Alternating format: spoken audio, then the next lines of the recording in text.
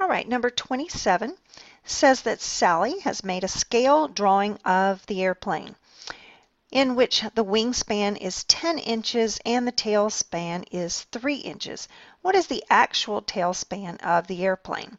So, if the actual airplane is 24 feet, she wants to know how many feet is the tail span. And she's made a model here to set up a proportion. So, we can set up a proportion.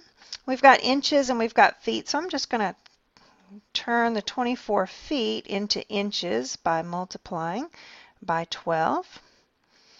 And then that's going to give me 288 inches.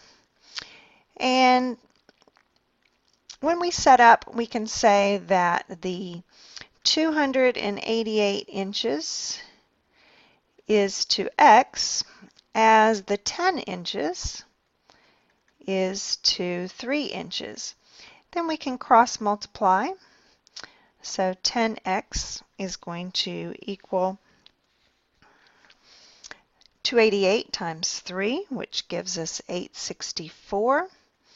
And so our tail span is going to be 86.4 inches. And now notice all of our answers are in feet, so now we can simply just divide by 12 to put it back to feet, and 7.2 is our answer.